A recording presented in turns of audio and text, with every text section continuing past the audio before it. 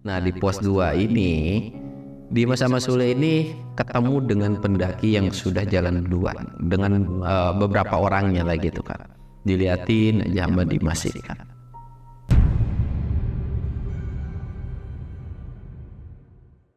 Assalamualaikum warahmatullahi wabarakatuh. Balik lagi di channel Samsul Mister Horror.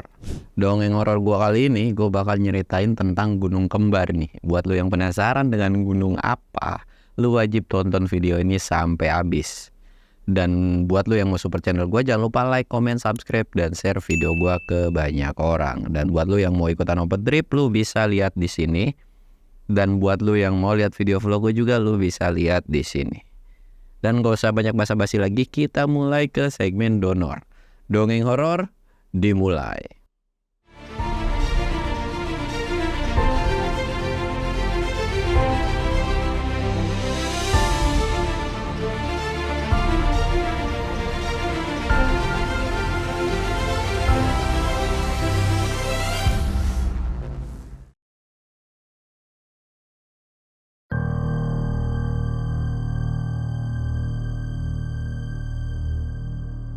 Oke cuy, sebelum masuk ke ceritanya kita ritual kayak biasa.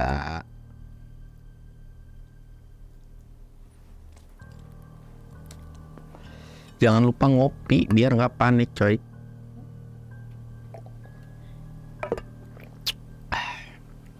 Sebelum masuk ke ceritanya, ya gue bakal ngasih tahu bahwa kemarin tuh ada yang meninggal di salah satu gunung, yaitu Gunung Arjuno via Sumber Brantas. Ya kita doakan saja semoga almarhum diterima di sisi Allah Subhanahu wa Ta'ala, amin. Dan semoga tidak ada pendaki-pendaki lagi yang meninggal akibat hipotermia ya. Oke, kita bakal lanjut ke ceritanya. Jadi mereka ini sebenarnya bukan pendaki, bukan orang yang hobi banget naik gunung, cuman ya beberapa kali lah, sesekali mungkin 2 bulan atau 3 bulan sekali gitu. Nah pada saat itu mereka tuh lagi liburan, dan kebetulan kedua orang ini tuh bisa dibilang mereka ini santri lah ya, mantan alumni santri. Karena yang satunya itu udah jadi guru juga, yang satu juga emang guru juga, ngajar juga gitu kan. Nah mereka ini ada libur panjang atau mungkin lagi penat lah. Yang sebenarnya yang pendaki ini tuh yang bakal gue ceritain ini, kita sebut aja namanya Dimas. Nah si Dimas ini dia tuh bilang, gue pengen naik gunung deh, gue pengen naik gunung gitu kan. Akhirnya dia bingung kan harus cari barengannya. Kalau sendiri sebenarnya berani-berani aja gitu kan, tapi dia butuh temen ngobrol gitu kan. Sampai akhirnya dia nyari salah satu kontak dan ketemulah. Nah kita sebut aja namanya ini Sule. Nah Dimas ini akhirnya nelpon Sule inilah, nelpon, dan intinya dia tuh nggak ngejelasin sih di dalam percakapan ini kayak yuk kita ngopi-ngopi atau kita kumpul. Singkat ceritanya setelah dari obrolan itu mereka ngumpul lah, dan pas ngumpul ini Dimas ini bilang gue mau naik gunung, ikut yuk. Ke gunung mana? Dia bilang Gunung Kembar. Dan Sule pun langsung kayak kaget tuh, astagfirullahaladzim gitu kan, lu tiba-tiba udah belok ya atau ganti aliran gitu kan. Ya karena memang pengetahuan Sule ini tidak tahu bahwa Gunung Kembar itu memang ada ya. Akhirnya Dimas itu menjelaskan Gunung Kembar itu ya Gunung Kembar, Puncak Kembar namanya, ada dekat-dekat di sini kok. Hah? Sule tuh kayak kaget. Emang iya ya beneran ada? Iya beneran ada. Itu tuh ada namanya Puncak Kembar 1 dan Puncak Kembar 2. Kata si Dimas tuh menjelaskan kayak gitu kan. Ah lu gak bisa bohong. Beneran gak bohong, dia bilang, lu googling dan lu browsing dan lain-lain gitu kan. Sampai akhirnya Sule ini percayalah, dan dia pun mengiyakan ajakan dari si Dimas ini gitu kan. Nah setelah udah ngobrol panjang lebar, tapi Sule ini kan memang bukan pendaki yang punya perlengkapan komplit gitu kan. Akhirnya Dimas ini kayak ya udah gampang, nanti lu kasih tahu gua aja apa alat yang lu nggak ada, nanti bisa gua pinjemin atau gua sewain, dia bilang gitu kan. Oke, dari situ mereka ngebahas logistik dan lain-lain, dan semua dipercayain ke si Dimas ini. Singkat ceritanya hari H sebelum keberangkatan. Nah sebelum keberangkatan ini ya pada umumnya manusia, pada umumnya pendaki lah ya, yang diharuskan itu ya kita izin sama orang tua, dan orang tuanya pun tidak melarang, silahkan aja, yang penting kalian safety, kalian jangan buru-buru, hati-hati ketika dalam trekking gitu. Dan akhirnya mereka ketemuan di salah satu titik, dan mereka pun jalan bareng lah menggunakan mobil gitu kan. berangkat, sampailah di base camp. Sampai di base camp ini bisa dibilang sekitar jam 2 jam 3-an lah. Mereka tuh kecepatan intinya, karena memang jarak dari rumah mereka itu dekat lah ya ke base campnya ini. Nah ketika mereka sampai ini, mereka istirahat kan. Di situ masih ada sekitaran satu rombongan, mungkin jumlahnya tuh totalannya 7 atau 8 orang. Ya pada saat itu tuh nggak tahu itu satu rombongan atau berapa rombongan gitu, tapi mereka kayak akrab aja kan. Sedangkan Dimas sama Sule ini agak memisahkan diri karena mereka tuh kayak bukan sombong sih, lebih ke malu gitu kalau mau nimbrung tuh, kecuali kalau memang sini mas gitu. Dan sedangkan rombongan itu tuh kayak nggak nawarin ada basa-basi gitu kan. Nah udah dari situ tuh mereka kayak istirahat lah, ya udah nunggu subuh sekalian mau sholat subuh kan gitu kan. Istirahat, mereka tidur, dan setelah subuh mereka juga sholat. Dan setelah sholat subuh mereka ya masak-masak kopi, terus nungguin pagi sambil nungguin sarapan gitu kan. Dan udah makan-makan mungkin sekitaran ngurus-ngurus semua itu jam 8-an lah kelar. Mereka tuh mulai trekking. Nah sedangkan rombongan yang paling pertama itu adalah rombongan yang paling depan. Mereka tuh berangkat sekitaran jam 7-an kan. Mereka udah berangkat. Nah si Dimas sama Sule ini dia tuh nggak pakai kendaraan, tapi ya pure jalan-jalan aja gitu. Jalan. Dan sampailah mereka di pintu rimba. Di pintu rimba ini juga agak siang, mungkin jam 10-an, jam 10 jam 11-an lah. Dan di pintu rimba ini mereka istirahat kan. Mereka istirahat. Ya mereka ngobrol-ngobrol kayak biasa. Dan sebenarnya si Sule ini masih ragu-ragu dengan yang namanya puncak kembar atau gunung kembar ini gitu kan. Dia tuh terus-terusan nanya. Dan akhirnya Dimas juga kesel kali ya. Dia bilang, udah pokoknya nanti lu lihat sendiri ada apa enggak itu puncak. Kalau memang nggak ada, lu boleh dah ngomelin gua, dia bilang gitu kan. Ya udah ya pokoknya kalau misalkan lu bohong, lu harus neraktir gua sesuatu gitu. Ya dia bilang gitu. Akhirnya mereka ngelanjutin perjalanan tuh. Ya pos 1 dilewatin, sampai pos 2 itu masih normal. Nah di pos 2 ini Dimas sama Sule ini ketemu dengan pendaki yang sudah jalan duluan, dengan beberapa orangnya lah gitu kan. Diliatin aja sama Dimas ini kan. Sedangkan Sule ini negor, lu ngeliatin apaan? Ngedip apa? Demen lu ya sama dia? Enggak, ya elah cuma ngeliatin aja. Kita kan jalan, maksudnya jedanya tuh 1 jam, apalagi mereka kan diantar pakai kendaraan. Tapi kok bisa kebalap gitu kan. Dan kelihatan dari muka-muka mereka tuh kayak kecapean banget. Ya iya dah, yang udah suhu mah enggak gitu, kata Dimas tuh. Udah ngomong sama lu mah gak beres-beres, udah yuk kita masak mie. Mereka masak mie lah. Di kondisi di pos 2 ini mungkin sekitaran jam 3 atau jam 4-an lah, udah mau menjelang sore gitu kan. Akhirnya mereka masak mie, mereka juga lama di situ. Dan mereka juga mau berangkat itu sambil nungguin asar dulu gitu kan. Dan setelah asar mereka sholat, terus mereka lanjut lagi tuh perjalanan. Mereka lanjut lagi. Dan di pertengahan menuju ke pos 3 ini mereka papasan lagi dengan salah satu pendaki. Yang kali ini tadi ada beberapa, mungkin 2 atau 3 orang.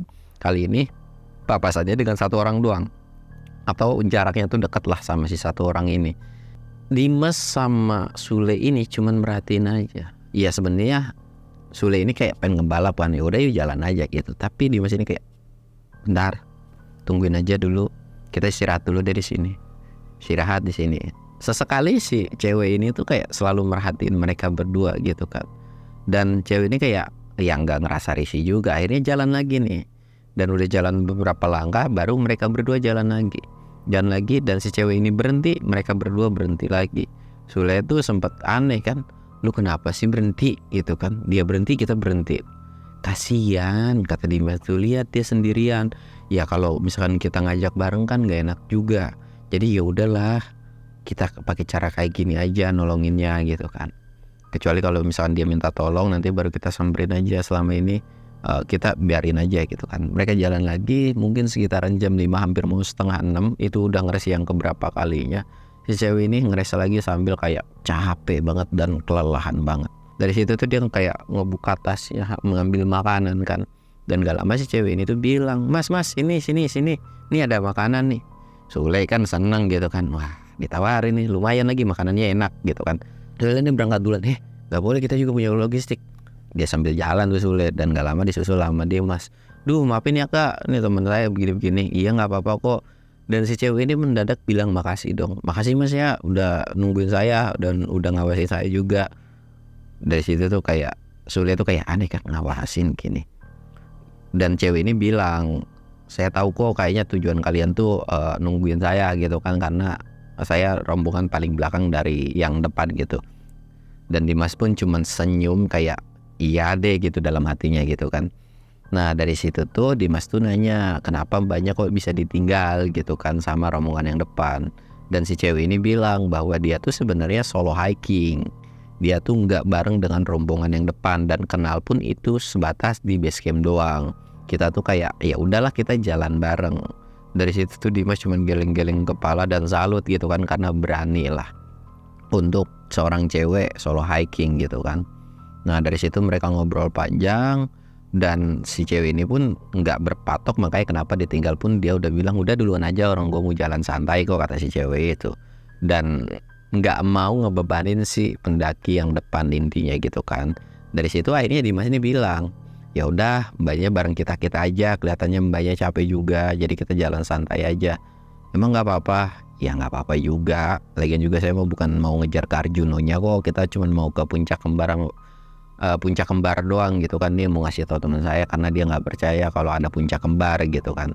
Oh gitu, ya udah oke. Akhirnya mereka jalan bareng tuh, tapi dengan jarak si cewek di depan, terus Sule, terus si Dimas gitu kan.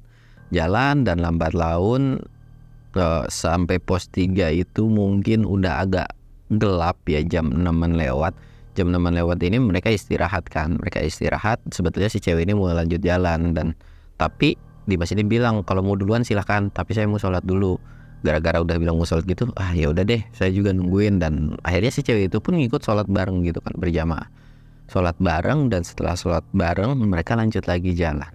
Nah kondisi awal jalan itu jadi yang tadinya kan agak rapat lah jaraknya kan. Nah si cewek ini tuh jaraknya mungkin sekitar 20 kaki lah, 20 langkah kan. Dari belakang itu kan, yang belakangnya si cewek ini kan Sule ini kayak astagfirullahaladzim gitu kan.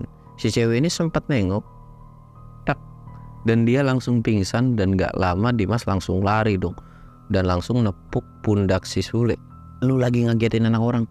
Dan ternyata yang mereka lihat, atau Sule yang lihat itu, di belakang itu ada sosok Kunti. Tiba-tiba di belakang itu dari atas terbang. Dan pas Dimas lari itu langsung kayak baca doa, kayak langsung ngambil tanah dari bawah dan dilemparin, dan sosok Kunti itu langsung pergi jauh aja gitu cuy. Dan udah samperin, akhirnya dia ngambil minyak kayu putih, dan alhamdulillah juga sembuh gitu kan. Dari situ, mbak nggak apa-apa kan? Nggak apa-apa. Itu tadi apa ya di belakang saya gitu kan, kata si ceweknya tuh.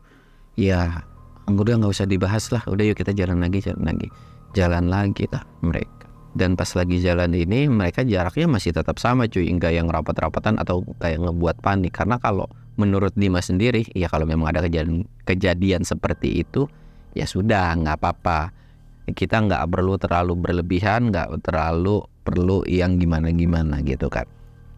Mereka lanjut lagi jalan, dan kali ini kondisinya tuh Sule yang belakang, Dimas yang tengah jalan. Dan gak lama dari samping itu ada yang ngikutin. Nah Sule ini mungkin gak ngeh kali ya. Sule ini gak terlalu ngeh, dia jalan pelan. Dan gak lama sosok yang nyeremin ini, kita sebutnya kayak genderuwo kali ya, tiba-tiba tuh kayak nemplok di si cewek ini, tek gitu, kayak digendong. Dan gak lama tuh si cewek ini tuh kayak berat, kayak jalannya tuh kayak lama banget. Dimas ini cuman merhatiin, sambil jalannya pun dia agak pelan. Dan gak lama ditabrak dia sama si Sule. Aduh, lu jalan lama banget sih, apaan sih. Dan pas ngeliat ke depan, Sule gak bisa ngeliat. Yang bisa ngeliat cuma si Dimas doang. Dan dari situ Dimas baru paham kan. Dan dia pun agak mempercepat jalannya. Dari situ Dimas ini teriak, mbak istirahat aja dulu, kita istirahat dulu aja. Ngebreak lah mereka istirahat. Dan dari situ, mas kenapa saya capek banget kayaknya, perasaan saya udah sering naik gunung tapi kok capek. Dimas tuh coba ngejelasin, ya namanya juga di gunung gak ada senior gak ada junior mbak, kalau wayahnya udah capek ya kita akan capek aja gitu kan. Iya sih bener gitu. Ya udah mas, takutnya mas kelamaan nungguin saya juga, dari tadi nungguin saya mulu. Mas kalau mau duluan aja. Nggak apa-apa mbak, kita santai aja, kita pendaki santai kok, dia bilang. Dari situ tuh padahal Dimas ini selalu megang di bagian carrier tuh kayak lu pergi gitu, tapi itu nemplok terus dong kayak gini, nemplok terus. Dan bahkan sosoknya tuh melototin ke si Dimas, sosoknya tuh melototin tapi nggak bisa diusir. Ya Dimas kan memang nggak takut dengan hal yang begituan kan. Dan nggak lama, mbak carriernya saya yang bawa aja deh biar mbaknya nggak terlalu capean. Bener nih nggak apa-apa, iya nggak apa-apa. Dilepas lah itu carrier dan digendong sama si Dimas ini. Dan ternyata dia tuh ngikut ke carriernya si cewek ini kan, jadi mau nggak mau jadi ngikut ke si Dimas lah, ada di belakangnya Dimas. Dimasnya agak pelan sekarang jalan. Lu kok tumben, kata Sule tuh jalannya jadi lama gini, capean lu ya? Dah jangan berisik lah. Dan gak lama Dimas ini ngusap mukanya si Sule dikit dan dipegang belakangnya. Lu lihat ke belakang gua, lihat ke belakang. Dan pas baru mau teriak istighfar gitu, langsung kayak jangan berisik, kasihan lu yang depan, ntar tahu, ntar panik. Itu cuman, itu apaan di belakang lu, dia bilang gitu kan. Si Dimas tuh udah, makanya alasan gua lama tuh kayak begini. Gak bisa diusir apa? Ya coba lu usir. Tiba-tiba Sule ngelakuin suatu hal yang konyol dong, kayak ngusir anak ayam, push. Dari situ si Dimas ini langsung ketawa dong, cekikikan. Lu ada-ada aja ngusir kayak begituan, pakai dihasus-hasus gitu kan. Lu bacain ayat kursi kayak apa kek. Dan karena mereka ngobrol gitu lumayan kedengaran sama si cewek itu. Ada apaan sih mas kalian berdua, kayaknya seru banget. Dimas ini bilang nggak apa-apa kok, nggak apa-apa, udah lanjut aja. Dan singkatnya mereka sampailah di area camp dengan kondisi Dimas yang masih gendong si sosok ini. Mereka mendirikan tenda dan memang nggak terlalu jauh juga dengan pendaki yang lain gitu kan. Kondisinya udah ngedirin tenda dan kebetulan mereka bawa flysheet, akhirnya dibikinlah flysheet biar bikin depannya tuh untuk dapur gitu kan. Nah si sosok genderuwo ini itu tuh masih ada di tasnya si mbaknya ini. Kita sebut aja mbaknya namanya Susi lah ya, si Susi ini gitu kan. Susi ini kayak kok narik tasnya itu kayak berat gitu kan. Dan akhirnya Dimas ini bilang, kamu tuh bawa apa sih mbak gitu kan, atau bawa makanan sesuatu kan. Bawa apa ya, nggak tahu deh, coba kita bongkar dulu. Dibongkar lah, ternyata di situ ada daging, tapi dengan kondisi dagingnya ini tuh kan kalau biasa kan direbus dulu ya. Tapi ini kondisinya daging tuh nggak direbus dulu cuy, maksudnya kayak masih daging merah aja. Dan di situ Dimas pun bilang kayaknya nih sosok demen sama daging atau pengen makan daging gitu kan.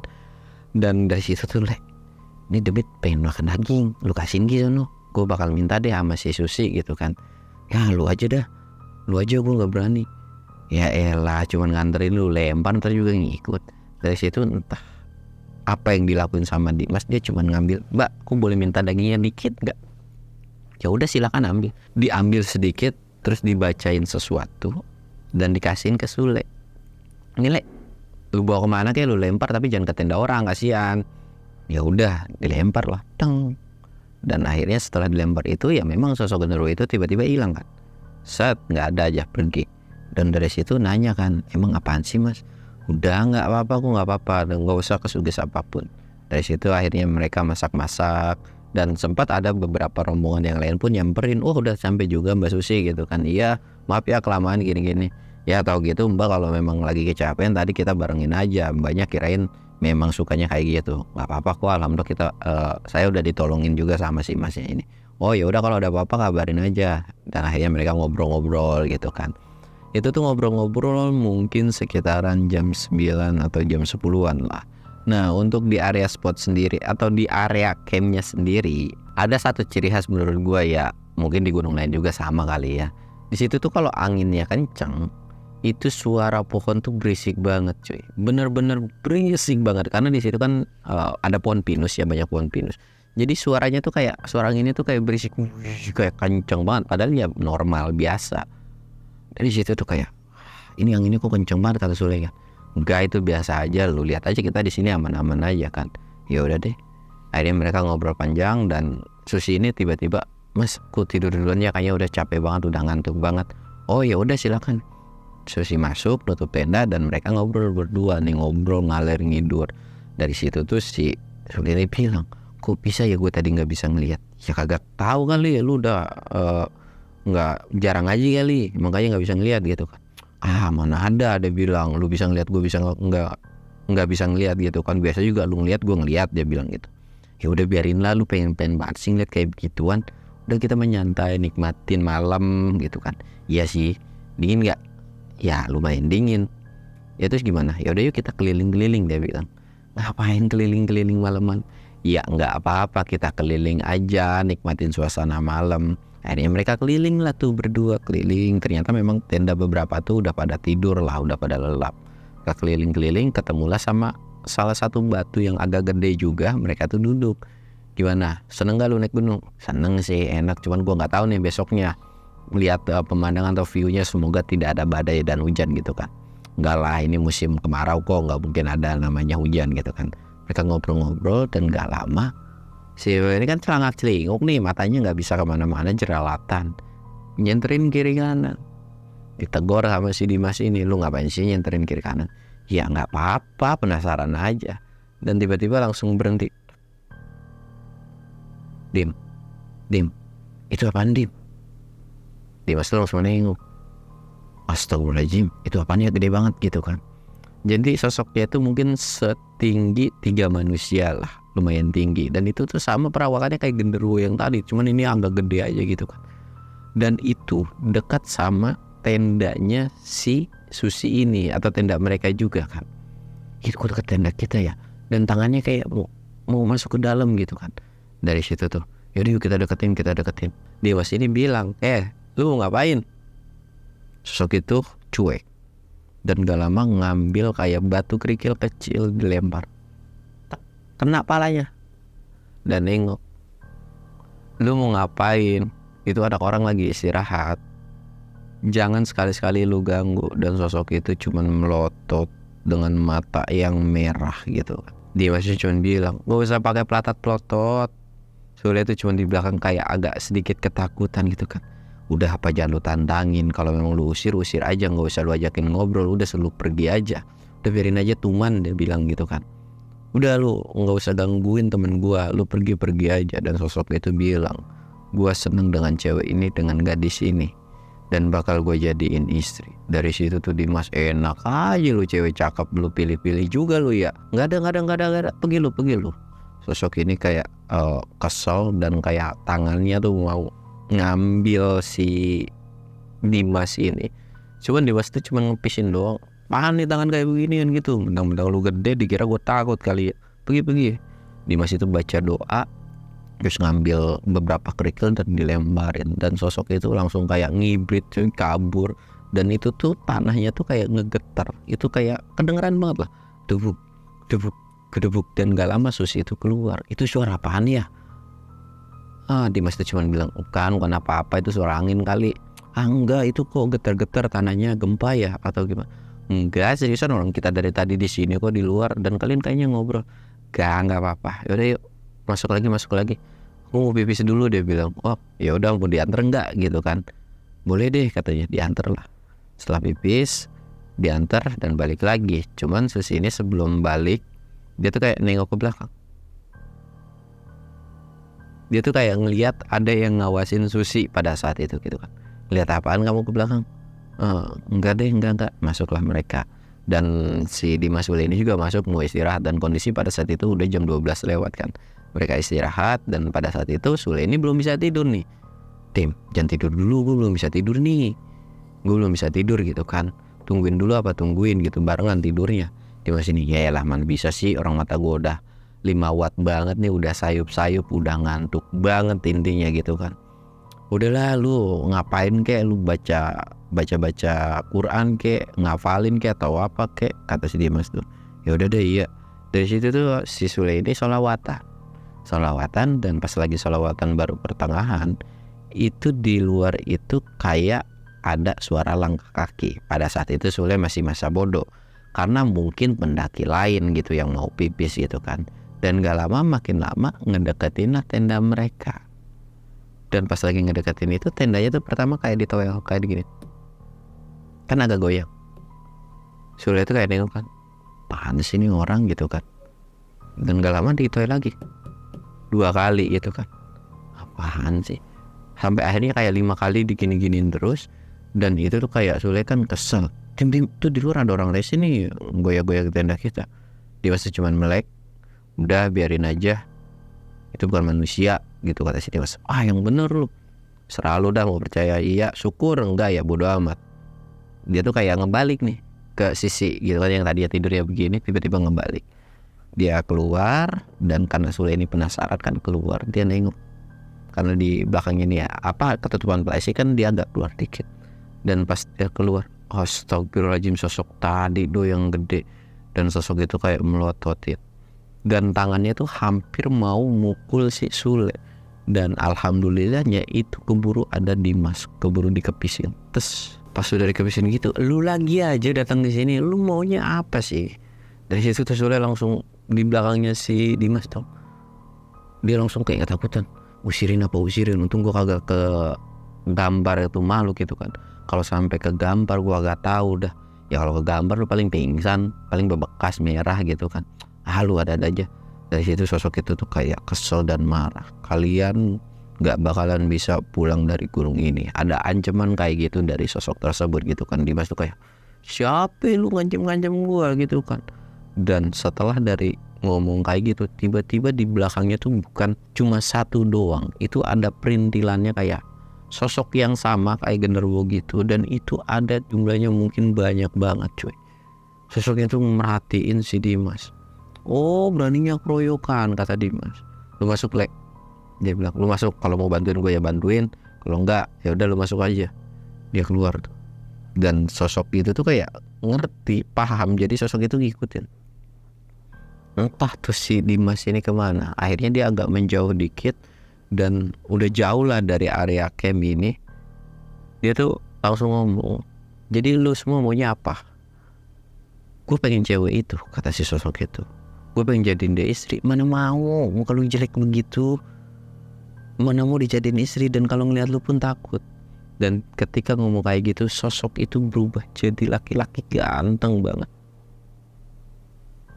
Dari situ tuh Dimas tuh cuman geleng-geleng kepala. Ada aja ya hidup lu, cara lu gitu kan. Udah gini ya, lu sama dia tuh udah beda alam. Jadi tolong jangan ganggu manusia lah intinya gitu kan. Dan sosok itu langsung lari, langsung nerjang gitu kan. Tapi ya Dimas mah biasa aja gitu, kayak cuman ngepisin doang gini.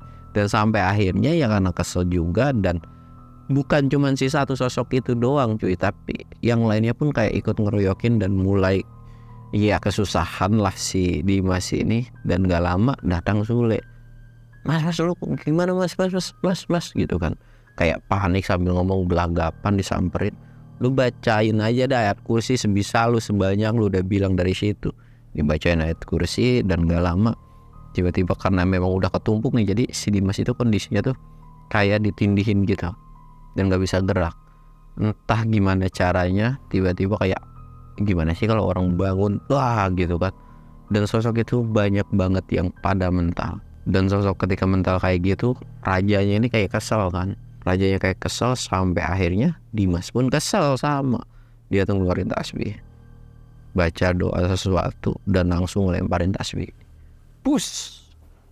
Dan itu kena palanya banget. Palanya itu kayak bolong cuy. Dan sosok itu kayak kepanasan dan langsung hilang jadi sebuah kepulan asap. Dan paling parahnya adalah bukan sebatas kepulan asap doang, dan itu mendadak area atau tempat camp mereka itu jadi penuh dengan kabut. Bener-bener penuh dengan kabut. Dari situ mereka jalan lah. Udah yuk balik lagi ke tenda. Jalan, dan pas sampai di area tenda, si Susi ini kayak ketakutan. Mas dari mana aja saya panggil-panggil gak ada. Tadi ada sosok gini-gini. Udah gak apa-apa, tenang aja. Terus tiba-tiba kok bisa kabut. Dan kabutnya itu disertai dengan bau-bauan yang ada bau bunga, ada bau amis, dan lain-lain lah. Udah masuk aja, mbaknya banyakin sholawat, banyakin zikir aja, udah gak apa-apa kok. Akhirnya ya nurut kan, masuk. Dan pas mereka masuk juga, ternyata di luar ini banyak suara aneh-aneh cuy. Mulai dari, ya mungkin karena gak terima kali ya si apa sih dikalahin gitu kan. Ada suara nangis, ada suara rintihan, dan yang ngedengar kali itu bukan cuman tenda mereka doang, bahkan tenda yang lain pun sempat bilang itu suara apa sih, itu suara apa. Dan Susi ini ketakutan kan, dan dia manggil-manggil si Dimas sama si Sule ini. Ya karena ketakutan akhirnya ya udah tidur di tenda ini aja, tapi dengan kondisi ya kita bertigaan gitu, dan Susi pun tidak keberatan, akhirnya tidurlah di situ. Dan mereka berdua kan tidak nyaman nih tidur sama cewek gitu kan, kayak gimana ya. Ya mereka akhirnya berdua tuh peluk-pelukan tuh Dimas sama Sule ini, karena tendanya itu kan kecil, jadi ngasih jarak lah, space, ada tengah-tengahnya tuh kayak bolong, ini cewek, di sini mereka peluk-pelukan. Dimas tuh sempet risih, apaan sih lu sampai peluk-peluk gitu, yang enak. Dia bilang tidur samping cewek gue belum pernah kan, dia bilang gitu. Ya udah sih, tuh kita juga kagak ngapa-ngapain, lu aneh banget hidup lu, dia bilang. Udah tidurlah. Dan pas tidur mereka tuh tidak terlalu menghiraukan suara-suara di luar, dan itu tuh ketika mereka mau sholat subuh pun suara-suara dan kabut itu tuh benar-benar gak hilang. Dan hilang itu setelah selesai sholat subuh. Setelah selesai sholat subuh semuanya hilang dan balik lagi normal. Dan mereka pun mutusin, si Susi ini kan tadinya mau ke Puncak Arjuno, tapi ngerasa gak yakin, dan memang ada saran dari si Dimas juga, udah mbak, mendingan di cancel aja untuk kesananya, nanti saya akan ceritain di bawah, mendingan kita naik ke Puncak Kembar 1, Kembar 2 aja. Dan dari situ pun Susi pun ngerasa yakin dan percaya, ya udah deh saya ke Kembar 1, Kembar 2 aja gitu kan. Akhirnya mereka bertiga sampai ke Kembar 1 dan ke Kembar 2. Dan pas udah sampai puncak itu, Sule itu percaya ternyata benar gitu kan, ada namanya Puncak Kembar 1, Kembar 2. Dan dari situ mereka udah nikmatin sunrise juga, terus mereka juga udah puas foto-foto, nikmatin alam. Bahkan si Dimas ini sempat ngaji beberapa surat lah di atas gitu kan, karena memang dia hajatnya pengen ngaji di atas puncak tersebut. Dan pas setelah turun mereka masak-masak dan mereka akhirnya turun. Nah di sepanjang perjalanan turun ini, Dimas ini ngasih tahu tentang perihal apa saja yang dilihat pada saat kenapa dia tuh mau ngebarengin si Susi ini. Dan dari situ pun Susi antara percaya dan enggak, tapi ya, kalau dibilang enggak percaya pun dia pun melihat satu sosok kuntilanak. Dan pada saat di area camp pun itu sebetulnya banyak suara-suara aneh, suara-suara berisik, bahkan dia ngerasa kayak ada tangan mau ngambil dia. Dan yang terakhir dia ketakutan itu dia ngeliat sosok berbulu, makanya dia teriak-teriak. Dan dari situ pun ya Susi secara nggak langsung kayak ngucapin terima kasih lah sama si dua orang ini kan. Dan pas sampai base camp pun alhamdulillah mereka tidak digangguin sesuatu hal yang aneh, tidak ada hal yang buruk-buruk lagi, dan mereka pulang ke rumah pun dengan selamat. Dari situ pun ya mereka saling kenal, sering beberapa kali, mungkin sekitar 4-5 gunung itu mereka naik bareng juga. Dan ya jadi pertemanan yang menyenangkan lah, karena kalau di gunung itu kan awalnya nggak kenal itu bisa jadi teman baik, dan sesuatu hal yang positif dari pendakian tuh ya seperti itu. Nah mungkin cerita yang bisa diambil ini dari sini tuh apa ya? Ya apapun yang bisa diambil silahkan kalian ambil lah, yang buruknya silahkan kalian buang. Yang pada intinya ketika kalian di pendakian itu kalian bakal nemuin sesuatu hal yang baru, terutama teman baru. Selama kalian nggak cuek, nggak introvert, mau belaga gila, asal nanya, asal gimana, yang penting selama tidak berlebihan, kayaknya kalian bakalan dapat ketemu teman baru yang menyenangkan deh. Ya mungkin ceritanya cukup sekian. Gua Samsul undur diri. Assalamualaikum warahmatullahi wabarakatuh.